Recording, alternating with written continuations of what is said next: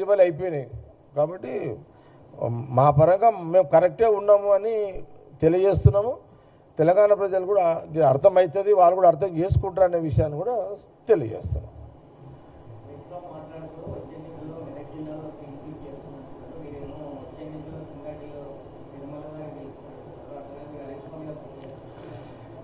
నేను మళ్ళీ చెప్తున్నా,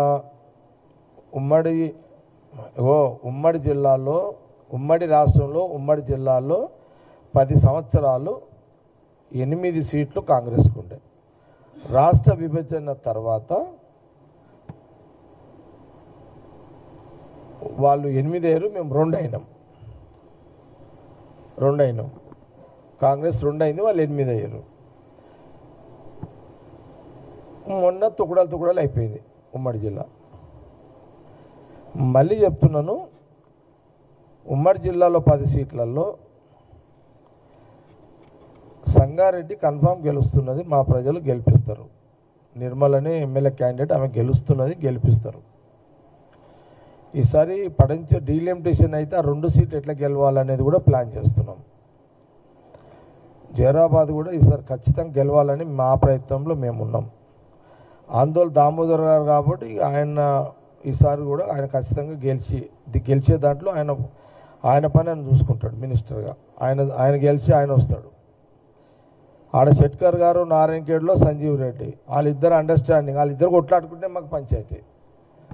వాళ్ళిద్దరు కొట్లాడుకుంటేనే సీటు పోతుంది. ఆడ ఇద్దరు కలిసి ఉంటే ఆ సీట్ని ఎవరైనా హరీష్ రావు కాదు కదా, కేసీఆర్ గారు పోయినా ఏం కాదు. ఏం కాదు. ఎందుకు కాదంటే ఆడ అది అట్లుంటుంది. ఆడ వాళ్ళంతా వర్గపోరు, ఆడంతా అట్లా చెప్తే అది నీకు అడిగి చెప్తా. ఇప్పుడు అది అది క్లియర్ ఉంది. ఇప్పుడు మాకు మెదక్లోనే హనుమంతరావు వాళ్ళ ఆయన చూసుకుంటాడు, కొడుకు సంగతి ఆయన చేసుకుంటాడు.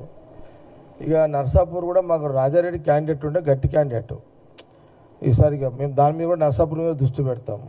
ఇక గజ్వేల్ అంటే ఎంతుంటే కేసీఆర్ పెద్ద మనిషి, కొంత టఫ్ ఉంటుంది. అయినా మా నర్సారెడ్డితో తిప్పలా పడతాం. మేము ఏదో వాళ్ళు కోసినట్టు కొయ్యాం ఇడ. మేము ఏదో వాళ్ళు మస్తు నరుకుతారు వాళ్ళు. అట్లా నరుకుడు వద్దు. నర్సారెడ్డిని ఎట్లా అంటే గ్యారెంటీ ఇవ్వలేను, కానీ ఎంతగా కేసీఆర్ ఒక పర్సనాలిటీ కాబట్టి మనం తీసుగా టక్కుమని కొడతామని బాగుండదు కాబట్టి ట్రై చేస్తాం. అది కొంత సిద్దిపేట అంటమో వాస్తవాన్ని కూడా మొదటి నుంచి వాళ్ళకి బలం ఉన్న కాన్స్టిట్యున్సీ, అంత ఈజీగా కూడా కాదు. ట్రై చేస్తాం, నాట్ ఈజీ, ట్రై చేస్తాం. విన్నామా? ఇప్పుడు సటక్న నేనే మా అధిష్టానం సట్ నిన్ను అన్నేసిన ఏదో అటక్న నువ్వు పోయి నువ్వు అన్నావు కదా పో అన్నారే అనుకున్నాను. ఇక అన్నారు అనుకో, ఇక నేను ఆడికేం జరగా. విన్నావా? టఫ్ గెలుస్తాను నేను ఏదో కొయ్యా, కానీ కొంత జగరెడ్డి సిద్దిపేట క్యాండిడేట్ అయిందంటే ఇక అది కొంత ఎంతో కొంత ఉంటుంది కదా, ఉండదా కదా. కాబట్టి అదొకటి ఉంటుంది. ఇక దుబ్బాక కొంత ఉంటుంది, వాళ్ళ బలం ఉంది అక్కడ. టీఆర్ఎస్కి బలం ఉంది. సిద్దిపేట, కొంత గజ్వేలు అండ్ దుబ్బాక వాళ్ళకి బలం ఉంది. అది మనమేం కాదనికే లేదు. అయినా ట్రై చేస్తాం, ఆ 3 సీట్ల మీద ట్రై చేస్తాము. తొంగర్తో స్కూటీ నడుస్తున్నది. ఇంకా స్కూటీని ఎమ్మెల్యే గారు వచ్చారు కదా, అందరు నిన్న అయిపోయింది కదా, ఇప్పుడు నడుస్తున్నది.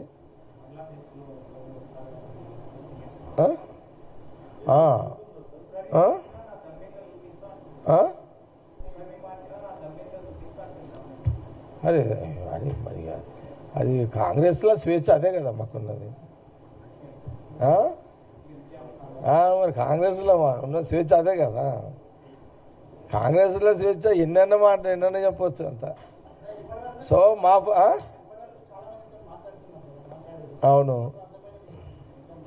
నాకు అర్థమైన ఇప్పుడే మీకు అర్థం చేయించలేను. అది అట్లా నాకు అర్థమవుతున్నాడు కదా. జిల్లా ప్రెసిడెంట్ ఉన్నాడు కదా, ఇక జిల్లా ప్రెసిడెంట్ నిన్న ఈరోజు ఇక్కడనే ఉన్నాడు.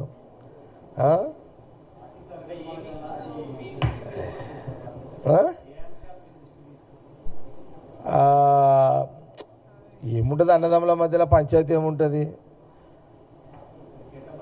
ఉన్నది ఒక సీటు, ఇద్దరం కావాలంటారు కదా.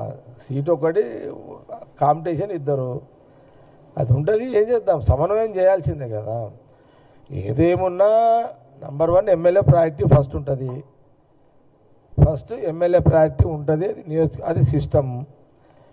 తర్వాత ఎంపీ సిస్టమ్ ఉంటుంది, తర్వాత పార్టీ కార్యకర్తల అభిప్రాయాలన్నీ జిల్లా ప్రెసిడెంట్కి ఈయనకు ఉంటుంది సిస్టమ్. 3 ఉంటాయి.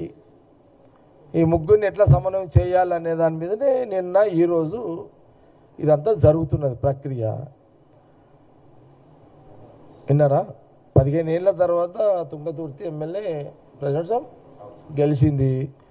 ఈసారి గెలిచింది, వచ్చేసరికి కూడా గెలవాలి. కోపాలు తాపాలు ఉంటాయి, అలుగుళ్ళు ఉంటాయి, అన్నీ ఉంటేనే రాజకీయము. కాబట్టి ఇవన్నీ సహజంగా ఉంటాయి. దాన్ని ఎట్లా చేయాలనేది నిన్న ఈరోజు అంతా మేమంతా నడుస్తుంది, అదే స్కూటీ నడుస్తుంది.